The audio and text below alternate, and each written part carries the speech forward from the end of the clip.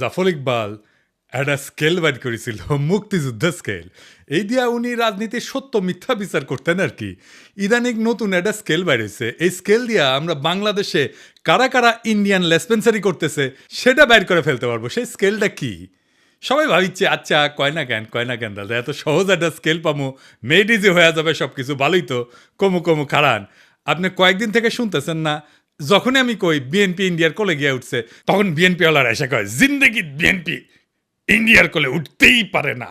India কারে কয়? আমরা তো চিনিই না। এইসব অপপ্রচার করিস তুই শালার রয়্যাল এজেন্ট।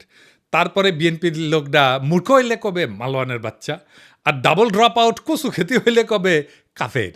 কিন্তু আজকে এমন কিছু প্রমাণ দিব একেবারে সেলসেলাইয়া বুঝে যাবেন বিএনপি কার কোলে উঠিছে।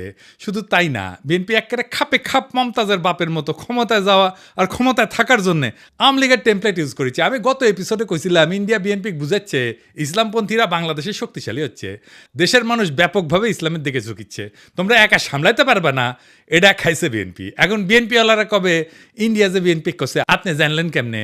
আপনি কি উঠে হাজিরা ছিলেন? না ছিলাম না, কিন্তু বুঝেছি। করে বুঝেছি এটাই শিখে দিই আপনাকে, চাইনিজ বুদ্ধি। আপনি যদি কারো ফেটে দেন না, তাহলে দেখবেন ও বাইরে হয়ে স্যাগায় হাঁটিচ্ছে। তার মানে আপনি যদি কারো স্যাগায় হাঁটতে দেখেন তাহলে বুঝবেন ওই গড়া গেছে, বুঝছাও? এইবার আসেন দেখি ইন্ডিয়ার খাস লোকেরা বাংলাদেশে কি করছে। বিএনপির সাথে বামেগের ঐক্য হয়েছে, বিএনপির সাথে বামেরা থাকবে, রাজপথে নাকি আন্দোলনও করবি, মাশাল্লাহ। কিন্তু এম এম আকাশ সবচেয়ে গুরুত্বপূর্ণ কথাটা কয়ে ফেলছে ফসাদ কইরা। সে কইছে যে বিএনপি এবং বামসোট প্রতিক্রিয়াশীল শক্তিকে সুযোগ দিতে নারাজ। তো এই প্রতিক্রিয়াশীল শক্তিকে বাংলাদেশের সাধারণ মুসলমান দেখেন কি করছে। মনে হচ্ছে বিএনপি ও বামজোট উভয় বর্তমান দক্ষিণপন্থী প্রতিক্রিয়াশীল ধর্মীয় শক্তিগুলোকে আরও সংগঠিত হওয়ার সুযোগ দিতে নারাজ। এবার বুঝেছেন তো, সব ইন্ডিয়ান লেসপেন্সার এক হইছে। বামেরা কেন এতদিন পরে ঐক্য করে? এই যে নৌকা লাঙ্গল ধানের শীষ সব সাপেরই একই বিষ, এটা কার স্লোগান? CPB slogan. এখন বিএনপির সাথে ঐক্য করার জন্য দেওয়ানা হয়ে গেছে সিপিবি বামেরা। দেখি যাও কোন হারবাল খাইছে, কলিকাতা হারবাল খাইছে। তারা কইতো বিএনপি নিজেই মুক্ত বাজারপন্থী, বিএনপি আওয়ামী লীগের মধ্যে শ্রেণীগত কোনো পার্থক্য নাই, তারা মুক্ত বাজারে বিশ্বাস করে। করে তারা বলতো আওয়ামী লীগ বিএনপির বাইরে, জোট মহাজোটের বাইরে একটা বিকল্প শক্তি চাই। এখন কেন ঐক্য চায় বিএনপির সাথে? তারা হরতাল ডাকিছিল, মানে সিপিবি, সেটা বিএনপি হ্যাংলার মতো সাপোর্ট দিছিল, প্রায় দেয়। হ্যাঁ, সাপোর্ট দিলে তো ভালোই, আমাকে একজন যদি সাপোর্ট দেয় তাহলে তো ভালোই। কিন্তু সিপিবি কয় আমরা কি বিএনপির সাপোর্ট চাইছি? চাই নাই তো। রামপালে কয়লা ভিত্তিক বিদ্যুৎ কেন্দ্র নিয়ে একটা আন্দোলন করেছিল বামেরা, আমি তখন সিপিবি। তো সেই রামপাল পর্যন্ত লং মার্চে গেছি, সেই লং মার্চে বিএনপির নেতাকর্মীরাও ছিল, চান্দাও দিচ্ছে, আমি নিজে চান্দা তুলিছি বিএনপির অনেক লোকের কাছ থেকে। তো আওয়ামী লীগ থেকে কইছে বামেরা বিএনপির সাথে ঐক্য করিচ্ছে, তো সাথে সাথে লাভ দিয়া কয়া উঠছে আনু মোহাম্মদ বিএনপির সাথে ঐক্যের প্রশ্নই ওঠে না। দেখে যাও এখন কেন বিএনপির সাথে ঐক্য হয়? এই এম এম আকাশকে সে শেখ হাসিনার আমলে লিখেছিল সমকালে, এর জন্যে কলে আমি সিপিবি থেকে বহিষ্কার হই। আমার কোনো রাগ নাই, মানে আমি কইছিলাম ওরে বহিষ্কার করতে হবে, তা উল্টে আমি বহিষ্কার হয়ে যাই। সে লিখেছিল তবে ঘটনা যাই ঘটুক, প্রগতিশীল মুক্তিযুদ্ধের পক্ষের শক্তির এক্ষেত্রে যা করণীয় সেটা হচ্ছে 1971 সালের পরাজিত প্রতিক্রিয়াশীল সন্ত্রাসী শক্তিকে যদি আওয়ামী লীগ রাষ্ট্রীয় বল প্রয়োগ করেও দুর্বল এবং নিঃশেষিত করতে পারে, তাতে বাগড়া না দেওয়া।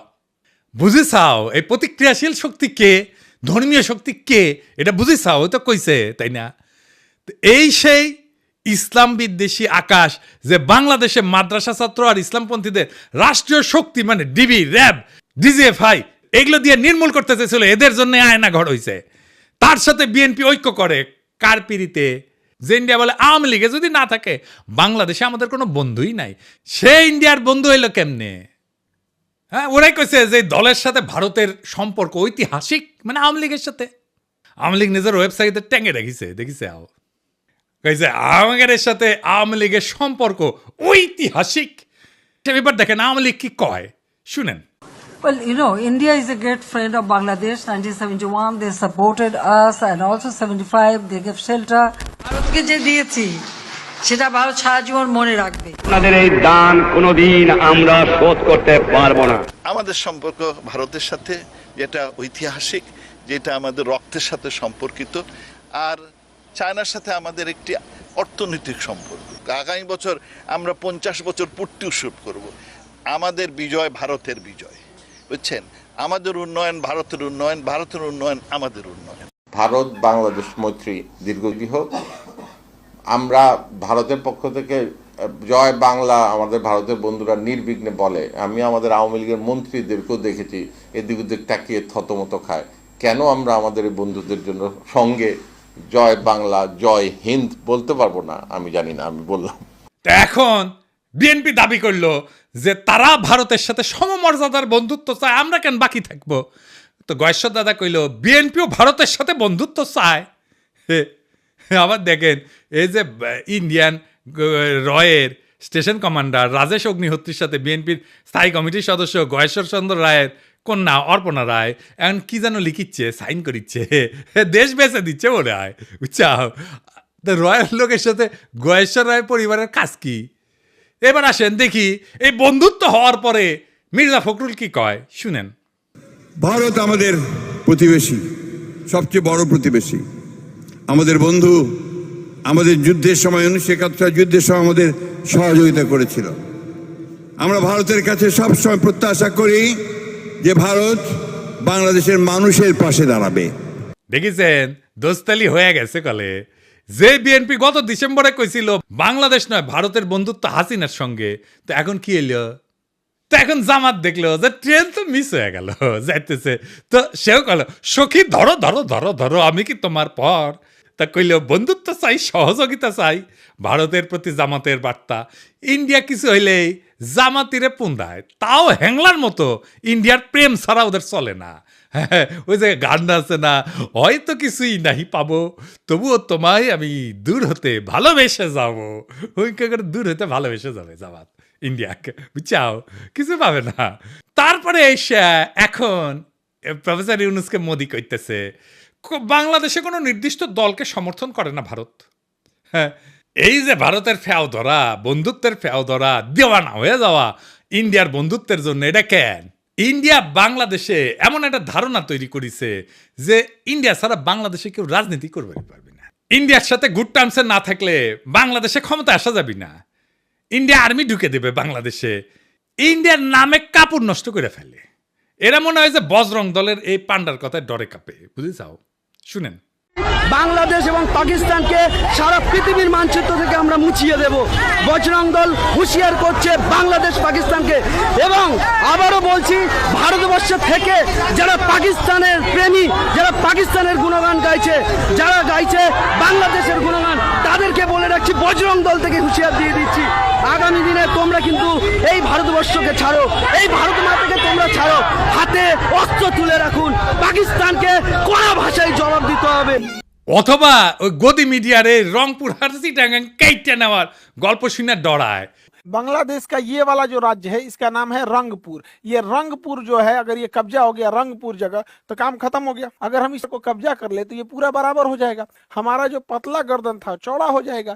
अब मोहम्मद यूनुस ये सब चीजों को समझो, वरना अगर ये कब्जा कर लिए तो कहानी खत्म हो जाएगा। চট্টগ্রাম যদি ভারতে চলে আসে তাহলে কিন্তু বাংলাদেশের জন্য শুধু নয়, গোটা পৃথিবীর যারা বে অফ বেঙ্গল বা বঙ্গোপসাগরকে দখল করার চেষ্টা করছেন তাদের জন্য ভয়ঙ্কর চিন্তার কারণ হবে।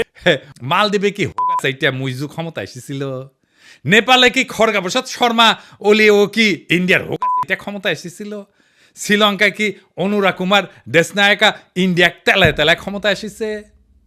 এই ছোট ছোট দেশগুলা ভারত বিরোধিতা নির্বাচনী ম্যানিফেস্টোতে দিয়ে যদি ক্ষমতা আসতে পারে, তাহলে বাংলাদেশের রাজনৈতিক দলগুলো ডরায় কেন? প্রত্যেকটা রাজনৈতিক দল ইন্ডিয়া হাঁটার জন্য উন্মুখ হয়ে থাকে কেন? তাইলে যারা মনে করে ইন্ডিয়ার থাকলে বাংলাদেশের রাষ্ট্র ক্ষমতা আসা যাবে না, রাজনীতি করেন না, বাংলাদেশে ভোটে দাঁড়ায়েন না। বাংলাদেশে ভারতীয় আধিপত্যবাদের অবসান, যার ভোটের প্রতিশ্রুতির 1 নাম্বার প্রতিশ্রুতি না হবে, তাদের ভোটের ক্যাম্পেইন শুনবেন না, ওই ক্যান্ডিডেটের এলাকা ঢুকতে দিবেন না। এই ইন্ডিয়া সিপিবিরে ঢুকাইছে বিএনপির কান্দে চেপা ইন্ডিয়ান এজেন্ডাগুলো বাস্তবায়ন করতে। যেই সিপিবি অভিন্ন গোয়েন্দা রিপোর্টের উপরে ভিত্তি কইরা সিপিবির দলীয় পত্রিকা একতায় বর্ষা বিপ্লবের সময় প্রচার করেছিল ফ্যাসিবাদ অনুরাগী নানা ধরনের তথ্য বিশ্লেষণ, বিবরণ, ব্যাখ্যা এবং বিবৃতি। যখন গণ অভ্যুত্থান বিপ্লব চলছিল তখন পুরা জুলাই মাস এবং আগস্টের 5 তারিখ পর্যন্ত একতা সংগোপনে নীরবে তাদের গণবিরোধী এবং নিন্দনীয় কার্যক্রম চালায় গেছে। আর এখন এই প্রগতিশীল হওয়ার ইন্ডিয়ান লাইনে বিএনপি নামিছে। এম এম আকাশে বক্তব্যটা কবে দিছে জানেন? 28 জানুয়ারি 2025। আর সেইটা পইরা মুগ্ধ হইয়া অসল মালদের নিয়া স্বপ্নে বিভোর বিএনপির জীর্ণ বৃদ্ধ নেতারা প্রগতিশীল হওয়ার একটা লাইন পেয়ে গেছে, ঝাঁপায় পড়েছে তাদের দিকে। পতিত ফ্যাসিস্ট হাসিনার শাসনামলে যখন খুনিদের জুলুম নির্যাতনের বিরুদ্ধে লড়াই করাটা ছিল প্রধান কর্তব্য, তখন নিপীড়নকারীদের দোসর এম এম আকাশের ভূমিকা ছিল ঘৃণ্য দালালির। 2018 সালের পর থেকে বামপন্থীদের মধ্যে থেকে যখনই কোনো আন্দোলন নিয়ে কেউ আগাইতে চেয়েছে তাদের বিরুদ্ধে নামছে, নিন্দা এবং কুৎসা উঠাইছে এই আকাশ, দিবালক সিংহ এবং চট্টগ্রাম পোর্ট লুণ্ঠনকারী মাহবুব জামান। সিপিবির মধ্যে ফ্যাসিস্ট বিরোধীদের এরা ট্যাগ দিত A to Z ঐক্যপন্থী হিসাবে। খুনি হাসিনা সরকার ফেলার জন্য এরা বিএনপি জামাতের সাথে ঐক্য করতে চায়, এই অভিযোগ তুলে সিপিবিতে তাদের রাজনৈতিক প্রতিপক্ষকে কোণঠাসা করা হইতো। আর এখন এই এম এম আকাশ সাহিত্যে বামপন্থীদের মধ্যে সবচেয়ে প্রো বিএনপি তাত্ত্বিক হিসাবে। এখন কাদের সাথে কৌশলগত জোট করতে হবে এদের সেই সিগন্যাল দিচ্ছে ইন্ডিয়ারা, সাথে নেমে পড়ছে এজেন্টগুলা। লেখক মুস্তাক আহমেদ নির্যাতিত হয়ে কারাগারে মৃত্যুবরণ করলে এর প্রতিবাদে ঢাকার রাস্তায় আন্দোলনের নামে ছাত্র ইউনিয়ন। তখন গ্রেপ্তার হওয়া 6 ছাত্র নেতাকে বিপদগামী বলে ঘোষণা দেয় সিপিবি এম এম আকাশ। সংগ্রামরতদের ধরে শারীরিক নির্যাতন করে জেলে পুরতে পুলিশকে উৎসাহ দিয়েছিল এই দলটির আওয়ামী লীগপন্থী নেতারা। কতটা নিষ্ঠুর নির্মম বাটপার হইলে নিজ দলের নেতাকর্মীদের বিরুদ্ধে রাষ্ট্রশক্তিদেরকে লেলাই দিতে পারে। ফ্যাসিস্টদের এই সহযোগী সিপিবির নেতারা তাদের প্রাণাধিক প্রিয় মুজিব তনয়া খুনি হাসিনার পলায়নের 9 মাসের কম সময়ের মধ্যে স্বপ্ন দেখতেছে বিএনপির ঘাড়ে ভর করে আর রাজনীতির ময়দানে আশ্রয় নিবে, আসন্ন পার্লামেন্টের মেম্বার হবে। আর বিএনপিও গণবিরোধী এই সমস্ত পচামেলের ভাগারে পরিণত হইতে চাইতেছে। ইন্ডিয়ার পরামর্শে চোরা পথে হাঁটতে গিয়া ইনশাল্লাহ এভাবেই মহাসড়ক খারাপে বিএনপি নিজেও জয় বাংলা হয়ে যাবে আওয়ামী লীগের মতো। এই এম এম আকাশ কয়দিন আগে মেঘনা গ্রুপের মোস্তফার এপিসোড করেছিলাম না, দেখেন কি খাতির এই এম এম আকাশের। তাইর ভাইয়ের সাথেও বসিস একই টেবিলে, তুই নাকি কমিউনিস্ট, তো দুর্বৃত্ত আওয়ামী অলিগার্কের সাথে তোর কি সম্পর্ক রে আকাশের বাচ্চা? উই তো তোর শ্রেণী শত্রু। দেখেছেন সব ইন্ডিয়ান রসুনের প্রগতিশীল টুপকি একই সাথে। সিপিবি অফিস কেন আমি দখল করে নেওয়ার কথা বলি দেখেছেন, বুঝেছাও? এই জন্যে। এইবার আসেন সন্তোষ শর্মার প্রসঙ্গ। সন্তোষ শর্মা পার রয়ের এজেন্ট, এর প্রথম মিটিংয়ে আনছে বিএনপি। দেখেন বাংলাদেশ যুব পরিষদের সাধারণ সম্পাদক বিশিষ্ট সাংবাদিক সন্তোষ শর্মা। সন্তোষ শর্মা শুভেচ্ছা ব্যক্ত করেন। আমি ভাগ্যবান, আমি যখন বক্তব্য রাখতে উঠছি তখন মাননীয় ভারপ্রাপ্ত চেয়ারম্যান আমাদের মাঝে আমি কৃতজ্ঞতা। তারেক রহমানের উপস্থিত আছে। এখন কবেন তারেক রহমান লন্ডনে থাকেন, চিনেন না? একবার না একাধিকবার সন্তোষ শর্মাকে তারেক রহমানের মিটিং এ ছিল। এই দেখেন, আবার দেখেন। মাননীয় ভারপ্রাপ্ত চেয়ারম্যান, আমি গত দিনের ন্যায় আজকেও ভাগ্যবান যে আমার বক্তৃতার সময় আপনাকে পেয়েছি, সেজন্য কৃতজ্ঞতা জানাচ্ছি। মাননীয় ভারপ্রাপ্ত চেয়ারম্যান, আপনাকে বাংলাদেশের সনাতনী সম্প্রদায় এবং বাংলাদেশ পুজোজ্জীবন পরিষদের লক্ষ লক্ষ নেতা কর্মীর পক্ষ থেকে বিজয় আর শুভেচ্ছা জানাতে চাই। কালবেলার প্রকাশক এখন কে জানেন? কালবেলার প্রকাশক এখন বিএনপি। নুরুদ্দিন অপু তারেক রহমানের সাবেক এপিএস, এই কালবেলার প্রকাশক এখন সে। সন্তোষ শর্মা বিএনপির কর্মচারী, এখন রয়ের এজেন্ট হয় বিএনপির কর্মচারী। বিএনপি যদি এরপরও বলে ভারতের সাথে আমাদের সম্পর্ক নাই, তাইলে হবে উল্টা বিএনপি মূর্খসোদা সাপোর্টারগুলো বলে আমি নাকি রয়ের এজেন্ট। সন্তোষ শর্মা না, এই বিএনপি ক্ষমতায় আসলে আওয়ামী লীগের মতো আলেম পেটাবে। হারুন ইজাহার রেডি হন, আবারও আপনারে ধরবে। এম এম আকাশ কইছে না, বিএনপি এবং বামজোট উভয় বর্তমান দক্ষিণপন্থী প্রতিক্রিয়াশীল ধর্মীয় শক্তিগুলোকে আরো সংগঠিত হওয়ার সুযোগ দিতে নারাজ। এই বিএনপি কি জিয়ার বিএনপি? এই বিএনপি কি খালেদা জিয়ার বিএনপি? এই বিএনপিকে কি আপনারা ক্ষমতায় দেখতে চান? আপনাদের কাছে প্রশ্ন রেখে গেলাম। আমি যখন টের পাইছি বিএনপি ইন্ডিয়ার কলেজায় উঠিছে, তখন থেকে আমি প্রতিবাদ করে গেছি। আর বিএনপির নেতাকর্মীরা কয়ে গেছে বিএনপির পন্দে কেন আমি আঙুল দিতেছি। দেশের স্থিতিশীলতা চাই না, আমি মবস্টার, দেশকে অশান্ত রাখতে চাই, যেন ইন্ডিয়ার সুবিধা হয়। এটার বেকুবি বলবেন না শয়তানি বলবেন, এম এম আকাশ যে বিবৃতি দিল বিএনপির কাউরে প্রতিবাদ করতে দেখছেন? দেখেন নাই। মানে এটা বিএনপিরও কথা, আকাশ মিছা কথা বলে নাই। এরপরে সন্তোষ শর্মাকে স্টেজে আনলোকে জামাত। দেখেন জামাত হিন্দুদের নিয়ে প্রোগ্রাম করবে, এটা জিজ্ঞেস করে নিবে না কয়েকজনকে যে কারে কারে ডাকা যায়? এইসব কথা যখন আমি বলি, বিএনপি জামাতের উভয় দলের কিছু কর্মী আছে বলে বিএনপির কি বুদ্ধি কম পড়িছে যে তোর কাছে বুদ্ধি নিবে? জামাত কয় তুই কি মজলিসে শুরার সদস্য যে তোর কাছে বুদ্ধি নিবে? তার মানে এরা আমজনতার কথা শুনবে না, আপনার আমার কথা শুনবে না। এরা কেমন স্বৈরাচার হবে বুঝা দেখেন। প্রফেসর ইউনূস যাক ক্ষমতা ছাইরা, বিএনপি জামাত যে আসুক তারাই জনগণকে আওয়ামী লীগের মতো সকাল সন্ধ্যা ঠাপাবে। মাথায় রেখেন। তাহলে হাসিনা কি খারাপ ছিল? হাসিনা যা ভালো মনে করতো তাই করতো, আর বলতো আমার অপরাধটা কি? দেশবাসীর কাছে আমি বিচার চাই, কি অপরাধটা কি করেছি। এই জন্যই বলি কিছুই বদলাবে না, যা ছিল আগের মতো তাই থাকবে। আর একটা বিএনপি শাসন পাবো, ঠিক আওয়ামী লীগের মতো শাসন হবে। এইরকম গুমখুন শুরু হবে। একইভাবে সিপিং গ্যাংয়ের মতো ঝাঁপায় পড়ে তারা এখনই আমাদের প্রোফাইলে। ক্ষমতা আসলে কি করবে সেটা দেখেন। জনগণ দেশ ওদের মাথায় নাই, ওদের মাথায় আছে ক্ষমতা। ক্ষমতা কেমনে ক্ষমতায় যাবে? আওয়ামী লীগের মতো। আওয়ামী লীগ একই সাথে প্রগতিশীল হবে, একই সাথে এমন কর্মী রাখবে যারা আমাকে রয় রেজেন্ট বলবে অথবা মালাওয়ান বলবে, কারণ আমি তাদের রাজনৈতিক বিরোধিতা করি। আমি কয়ে দিলাম বিএনপি ক্ষমতা আসলে না, তারা আওয়ামী লীগের সাথে ডাবল দুঃশাসন দেবে। লিখে রাখেন, মিলাই নিয়েন। প্রফেসর ইউনূস যেটি পাবেন ধৈর্য করবেন, স্যার আমাদের এই আজ দহার কাছে ফেলাই যায় না। আপনি যতদিন আছেন ততদিন আমরা মানুষের মর্যাদা পাবো, সারা জীবনের সঞ্চয় হয়ে থাকবে সেটা। যতদিন পারেন থাকেন স্যার।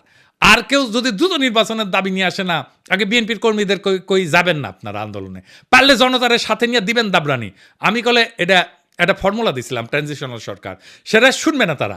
বিএনপির নেতাদের দেখা হইলে কইবেন পিনাকি দাদা যে ফর্মুলা দিছিল, প্রধান উপদেষ্টা প্রফেসর ইউনূস, উপপ্রধান উপদেষ্টা তারেক রহমান, আর রাজনৈতিক দল নিয়ে উপদেষ্টা পরিষদ পুনর্গঠন, এটা কেন মানতেছেন না? আমার খালি ডর প্রফেসর ইউনূস বিরক্ত হয়ে চলে যায় কিনা ক্ষমতা স্যার। এটা শুনেন কি করছে প্রফেসর ইউনূসের ক্ষমতা সম্পর্কে। এই 8-9 মাসে মানুষে ভালো খায়, মানুষে ভালো চলে, মানুষের পকেটে টাকা ওঠায়, কোনো চুরি হয় না, ডাকাতি হয় না। আঙ্গো হারে দরকার, আঙ্গো খালা দেওয়া দরকার নাই, ঠেকা কিনেও দরকার নাই। হ্যাঁ যত গালানে থাকবো তত মানুষে ভালো থাকবো। শুনিছেন তো? এখন ডিসেম্বরে নির্বাচন হবে, বিএনপি এমপি নমিনেশন বেচবে, মেলা বাণিজ্য হবে, তারপর টাকা টুকা ছড়াই ইলেকশন করবে, সরকার গঠন করবে, বিরোধী দল হবে আওয়ামী লীগ, আর ছাগলের 3 নম্বর বাচ্চা হবে জামাত। তারপরে হারুন ইজাহারদেরকে আবার ধরা হবে, সন্তোষ শর্মা ইন্টারোগেশনে হাজির থাকবে। আজ এইভাবে বাংলাদেশের আকাশে জমিছে বিশ্বাসঘাতকতার ঘন মেঘ। এক সময় যে রাজনীতিবিদরা মুক্তির গান গাইছিল, আজ তারাই ভারতের দাসত্বের ঘুঁটি হইয়া নোংরা ষড়যন্ত্রের খেলা খেলিচ্ছে। বিএনপি জামাত আর সিপিবি একে একে সবাই বর্ষা বিপ্লবের চেতনাকে পায়ে দলিত কইরা দিল্লির দরবারে মাথা নত করিছে। ক্ষমতার লোভ আর বিদেশি প্রভুদের সন্তুষ্ট করার লজ্জাজনক প্রতিযোগিতায় তারা হারাইছে নিজেদের আত্মা, বিকায় দিছে দেশের স্বপ্ন। কিন্তু বাংলাদেশ মাথারত করার জন্য জন্মায়নি। এই মাটি, এই মানুষ বর্ষার বজ্রবিদ্যুতের মতো জায়গায় উঠবে সমস্ত দাসত্বের শৃঙ্খল ছিন্ন কইরা। বর্ষা বিপ্লবের চেতনায় দীপ্ত নতুন প্রজন্ম শপথ নিছে, কোনো ভারতের পদলেহনকারী এদেশের শাসন করবে না। কোনো ভণ্ড সোগান আর মেকি প্রগতিশীলতা আমাদের রুখতে পারবে না। আমরা ঘুমন্ত না, আমরা কেবল ঝড়ের অপেক্ষায়। আমরা বিজয়ের জন্য আগায় চলছি, বজ্রকণ্ঠে ঘোষণা দিতে বর্ষা বিপ্লবের চেতনা অমর হোক। ভারতীয়